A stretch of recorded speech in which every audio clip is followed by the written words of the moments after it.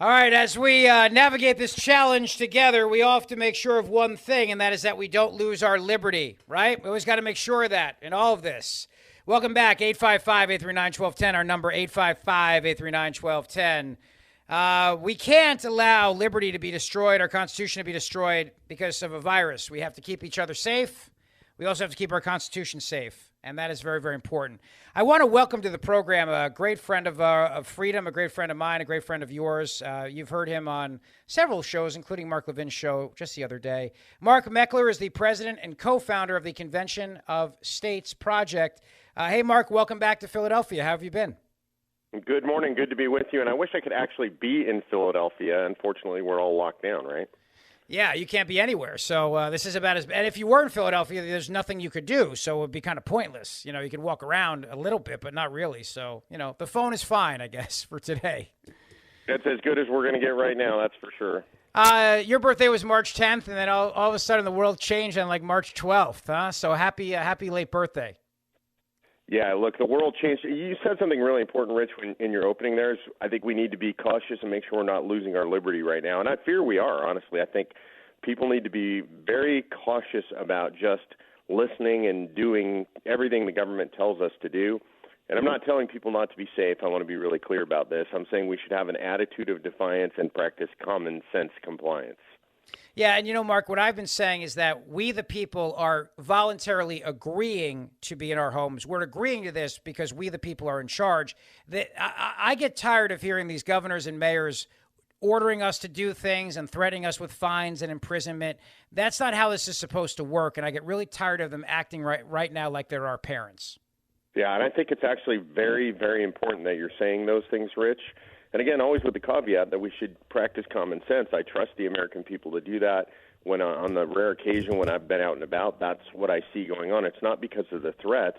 It's because people understand that there is an actual real danger out there, and so they're behaving accordingly. But, you have places where they're doing things like 5 p.m. curfews and lock you down. This is going on in Guilford County, North Carolina right now. That's just straight up unconstitutional. You can be out in your car. You're not going to do any damage. You're not going to cause anybody any trouble or any risk. And so I say that's unconstitutional. And don't comply if it's unconstitutional, and you can do it safely. Yeah, absolutely right. And a lot of these, like in New Jersey, for example, they just busted 10 people at a party at their own house, 10 people at their own house celebrating something, including a 99-year-old man. I don't know what that does other than hurt morale and hurt the American psyche. We're cooperating because we want to do the right thing. We're not cooperating because of threat and intimidation. And what I worry about, Mark, as this goes on, is that people will lose the sense of hope and optimism that makes America America, and they won't do the right thing anymore because they'll think there's no point to it. Draconian lockdowns only make that more of a realistic possibility, in my opinion. I think you're absolutely correct, and there's a balance that can be struck. And I'm not always a fan of his, I have to say, but our governor here in Texas, Governor Abbott, right now is striking that balance. He's been very clear. What he is doing is he's saying, I am suggesting that people stay at home. I'm not demanding it. And if the local authorities want to do something other than that, look, they have that authority as local authorities. But as the governor, these are the things I am suggesting you do. And right now, by the way, per capita, I believe that Texas has the lowest cases per capita by state population. Mark Meckler joins me. He is the president of the Convention of States Project. We lost a good friend recently, and I had the pleasure of having Senator Tom Coburn with me in person. We did an event together a couple years back. He was a real warrior, and he'll be missed. Yeah, Tom was a very close friend of mine. We spent the last 5 years traveling on the road together, promoting the Convention of States Project. And I have to say, probably the most extraordinary man I've ever met. He was one of a kind. He was America's greatest living statesman. He was known in Congress as Dr. No. I think that's overly negative, but here's the reason. Because if you proposed something, if you wrote a bill that was unconstitutional, he was going to find a way to stop it. He was the guy that was going to say no. No matter how popular it was among the congressmen, if there was pork and waste and fraud and abuse in it, he was going to find a way to stop it. He was always true to his principles, and I spent a lot of time with him, breakfast, lunch, and dinner, traveling on the road. That was a man who lived what he talked about. I know he died on March 28th, I believe, right? Cancer, a long-time fight with cancer. Yeah, so March 28th. But look, Tom had been fighting cancer since he was 38 years old. He was 72 years old when he died. And it's when I really started working with Tom 5 years ago, he'd been re-diagnosed with cancer. He'd gone through 4 bouts of cancer. And he told me early on, look, Mark, here's what's going to happen. And this cancer is incurable. Either the cancer is going to kill me or the drugs are going to kill me at some point. But I'm going to fight as long as I possibly can. I'm going to fight all the way to the end. And he did. He was an extraordinary sort of study in courage. If you want to see what it means to be tough, look at Tom Coburn. I was on the road with him so many times, Rich, when I could tell how bad he was hurting.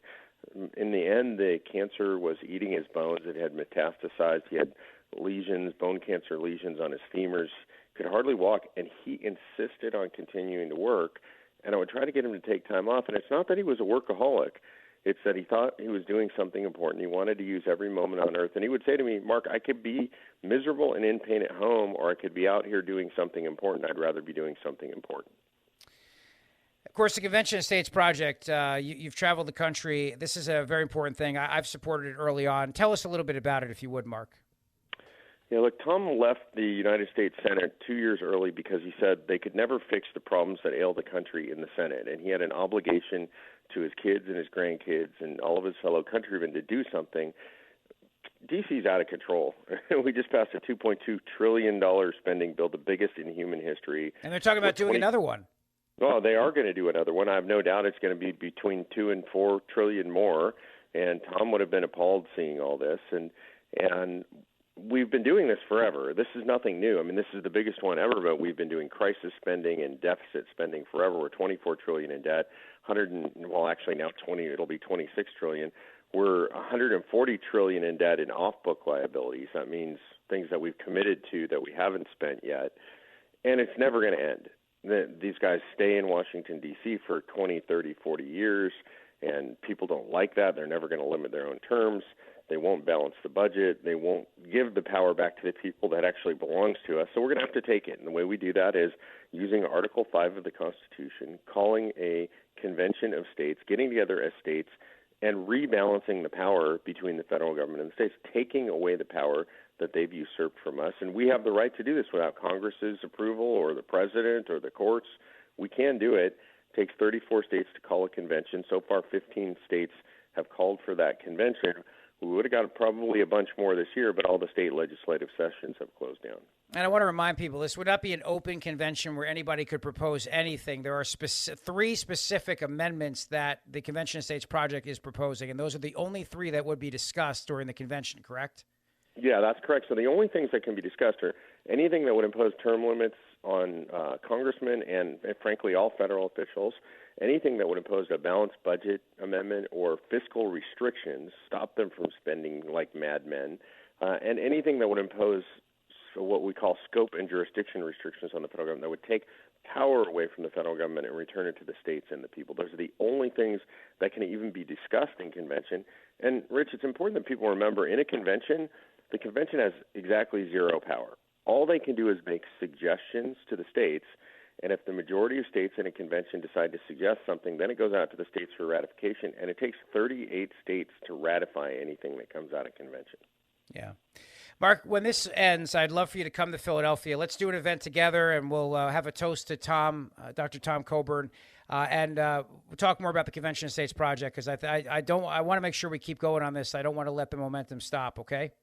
Yeah, I'm with you. And by the way, folks can go to conventionofstates.com, and they're going to see up there the legacy page for Tom Coburn. Watch the video, see what kind of man he was. And I'll tell you, Rich, I'll spend the rest of my life trying to live up to that. Mark Meckler, please follow him on Twitter. He's a good man. At Mark Meckler, you're a patriot and a true friend, sir. And God bless the Coburn family, and God bless you for your loss. And we'll talk again soon, okay? Thanks, Rich. God bless.